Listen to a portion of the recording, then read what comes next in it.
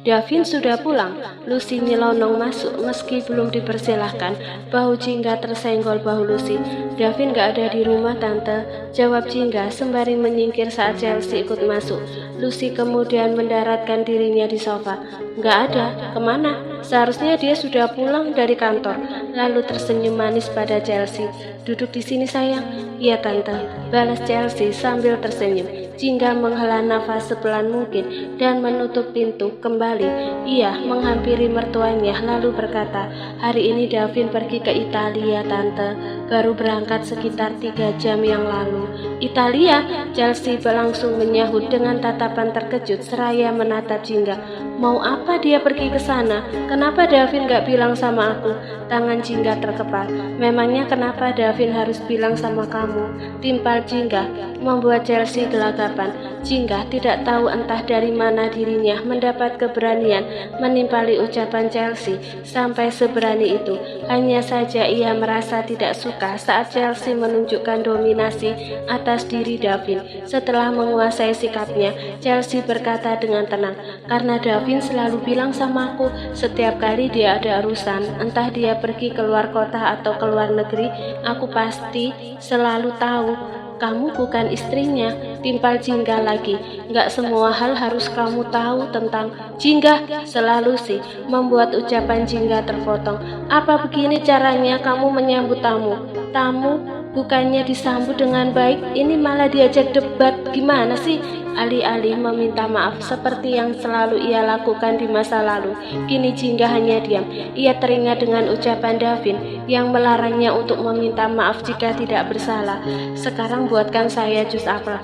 Tita Lucy, suaranya yang ketus berubah lembut saat bertanya pada Chelsea, sayang, kamu mau minum apa? Apa aja tante, yang penting gak merepotkan Jingga. Kasihan kalau dia kerepotan sendiri, kakinya pasti harus sering-sering diistirahatin tante. Chelsea tersenyum dengan penuh keanggunan. Tante, memang gak salah menilai kamu sayang, kamu baik sekali sampai harus memikirkan perasaan orang lain. Senyuman Lucy lenyap saat matanya beralih menatap Jingga. Buatkan 2 jus apel untuk kami berdua. Dengan ekspresi datar, Jingga menjawab, baik. Kemudian Jingga menyeret langkahnya menuju dapur. Ruang tamu dan dapur yang berjarak tidak begitu jauh, membuat Jingga masih bisa mendengar percakapan Lucy dan Chelsea dengan sangat jelas. Coba lihat, sama tante aja dia berani bersikap kayak begitu. Minimal dia senyum kek. Ini menatap tante kok kayak lagi lihat musuh. Tante, mungkin Jingga lagi capek, kita maklumin aja ya Tan. Ngurus anak itu pasti sulit buat Jingga. Apalagi kita tahu Davin gak pernah mau bantu urus anaknya karena sibuk sama pekerjaan. Lucy mengembuskan nafas berat. Seandainya Tante punya menantu yang selalu positif thinking kayak kamu, pasti hari-hari Tante selalu bahagia dan tenang banget. Jingga mengeluarkan beberapa buah apel dari kulkas. Tangannya sempat terkepal kalah mendengar percakapan mereka berdua. Bu, biar saya saja yang bikin jusnya ya, pinta Arum yang sejak tadi sibuk mencuci piring. Gak usah Bibi tolong jaga Oliver saja ya, dia lagi main sendirian. Oh iya siap Bu. Wanita parubaya itu mengangguk. Kalau Bu Jingga membutuhkan bantuan, panggil saya saja ya Bu. Jingga menganggukkan kepala sebelum akhirnya ia menyibukkan diri dengan buah apel dan alat pemeras jus di hadapannya. Tak berapa lama, Jingga membawa minuman tersebut ke ruang tamu dan menaruhnya di atas meja. Ada keperluan apa Davin ke Italia sampai pergi mendadak? Tanya Lucy sesaat setelah Jingga duduk di single sofa. Jingga diam sejenak, ingatannya melayang ke kejadian tadi siang saat Davin memeluknya sebelum pergi. Pria itu berpesan agar tidak ada orang lain yang tahu maksud kepergiannya ke Italia. Karena tidak ingin berbohong, Jingga lantas berkata, Tante sendiri tahu saya bukan orang yang dipercaya Davin, bukan?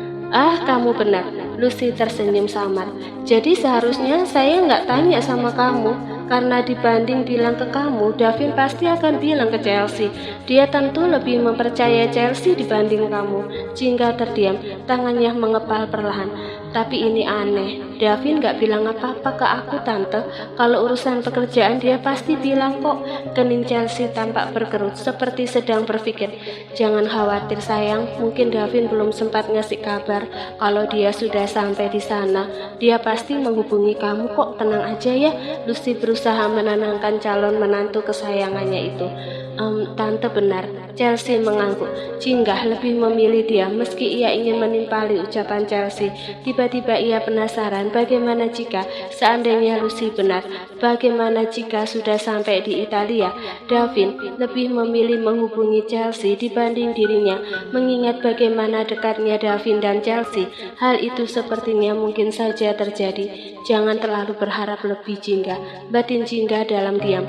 Bisa jadi saat ini Davin memang berusaha untuk memulihkan kakinya, namun itu bukan berarti Davin akan memprioritaskan Jingga dibanding Chelsea, bukan? Gimana sih? Jadi istri kok gak becus ngurus rumah? Omel Lucy saat ia masuk ke ruangan keluarga.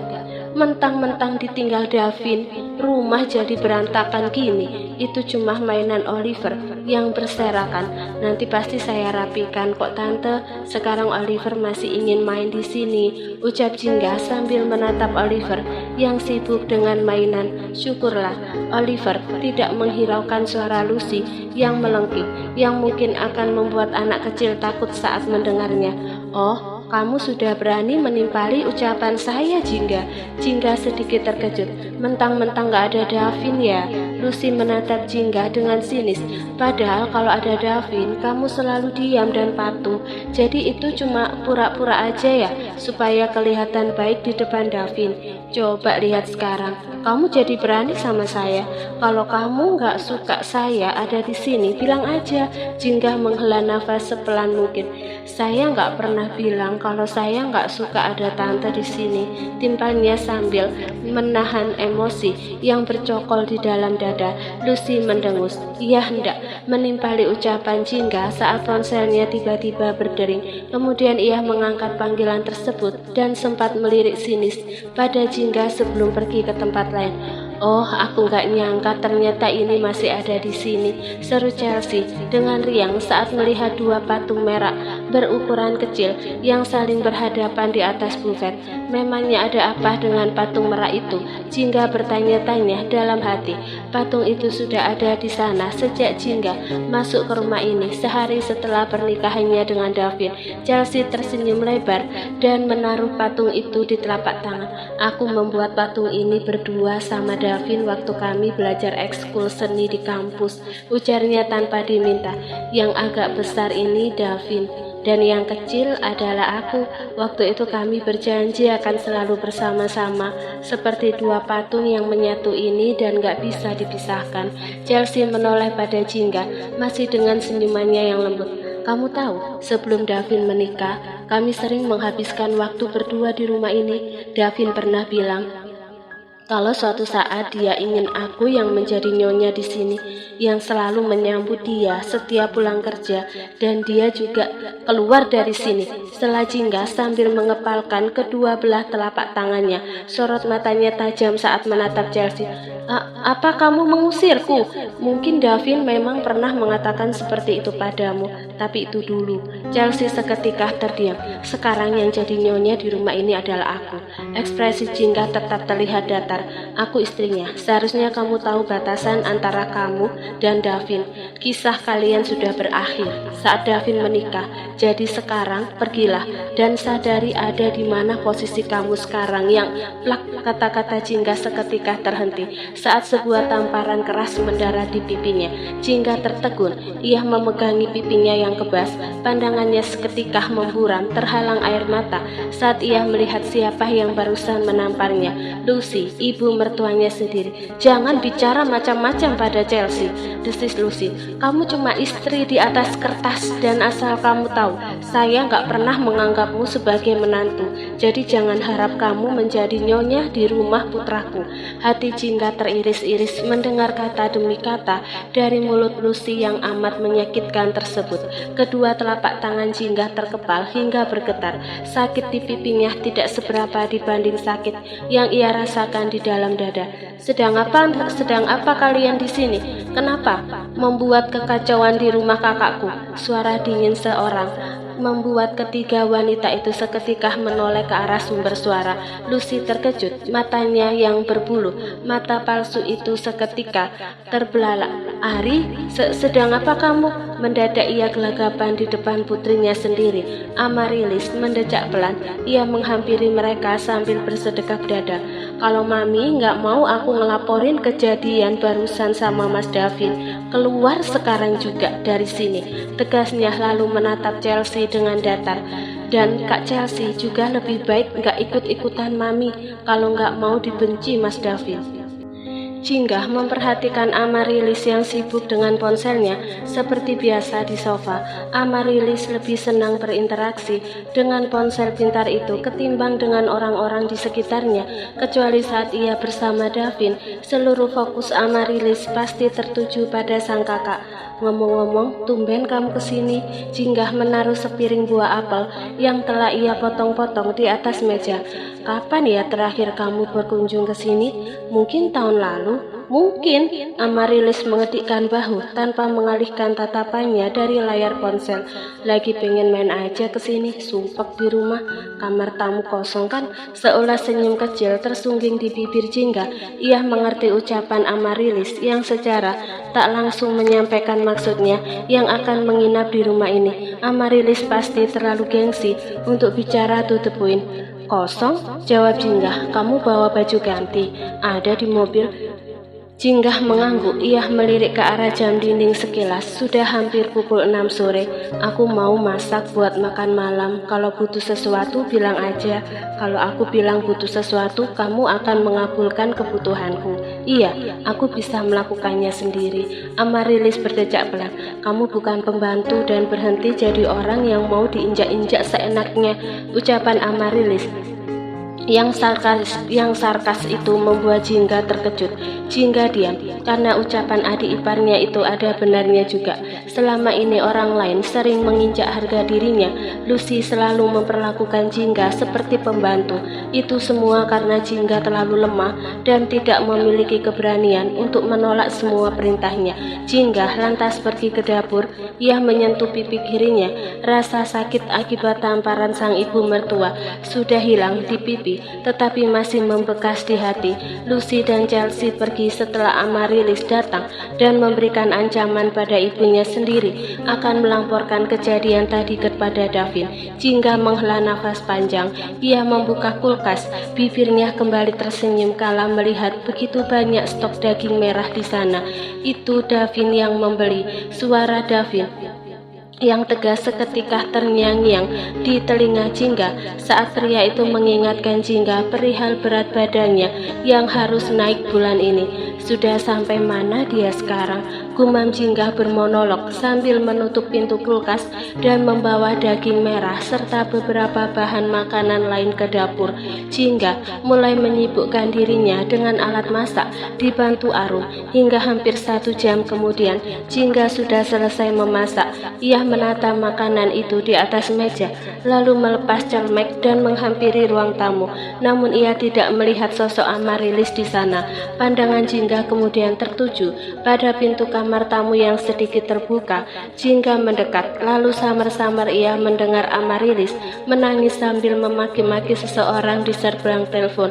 Maxton brengsek, bisa-bisanya kau mengkhianatiku. Aku membencimu, sangat membencimu. Mulai hari ini kita putus dan kau berhenti menghubungiku. Amaryllis membanting ponsel ke kasur lalu membenamkan wajah di bantal. Jingga menghela nafas panjang memandanginya. Seperti Maxton, kekasih Amaryllis membuat kesalahan hingga Amaryllis murka, pikir Jingga. Jingga membiarkan Amaryllis menumpahkan emosinya terlebih dulu. Ia masuk ke kamarnya dan membersihkan badannya di kamar mandi. Sementara itu, di dalam kamar tamu, Amaryllis memaki-maki Maxton meski sambungan telepon mereka telah berakhir. Ia bahkan menonjok bantal seolah-olah bantal itu adalah wajah sang kekasih. Bukan, sekarang sudah menjadi mantan kekasih. Maxton ternyata berselingkuh dengan seseorang yang lebih tua darinya selama Amaryllis berada di Indonesia. Sial, Maxton buaya darat, aku sumpahin hidupmu menderita seumur-umur. Amaryllis melempar bantal itu ke dinding dengan tenaga penuh. Lalu tiba-tiba terdengar gelak tawa anak kecil yang membuat Amaryllis terkesiap. Siapa itu? Hantu. Amaryllis mundur hingga punggungnya mentok ke dinding. Lagi-lagi tawa itu kembali terdengar. Lalu sebuah bola kain terlempar ke arahnya. Amaryllis bukan main kagetnya. Ia pikir di rumah ini ada hantu karena Amaryllis paling takut dengan hantu. Namun anggapannya itu terpatahkan saat ia menengok ke lantai dan mendapati Oliver sedang tiduran di bantal yang barusan Amaryllis lempar. Ternyata kamu. Amaryllis mengelus dada. Bilang kek kalau kamu ada di situ. Bikin orang takut aja, gerutunya yang membuat Oliver tertawa lagi. Amaryllis mengusap pipinya yang basah. Oliver lalu bangun. Dia memutar badannya sambil duduk mencari-cari sesuatu, lalu mengambil buku bantal bergambar berbagai jenis hewan yang tergeletak di lantai dan menjulurkannya pada Amaryllis. Gadis itu mengerjap. Ngapain? Oliver mendekat sambil merangkak. Tatapan polosnya membuat Amaryllis terenyuh, lalu mengambil buku bantal tersebut. Kamu mau dibacain buku ini? Oliver tersenyum lebar. Baiklah, naik ke sini. Amaryllis mengangkat tubuh Oliver dan mendudukkannya di atas pangkuan. Lalu ia menunjuk gambar hewan-hewan di buku itu satu persatu sambil menyebutkan namanya. Nah, kalau yang ini namanya kucing. Suaranya kayak gini. Amaryllis menirukan suara kucing. Lalu yang ini namanya sapi. Tiba-tiba Amaryllis terdiam.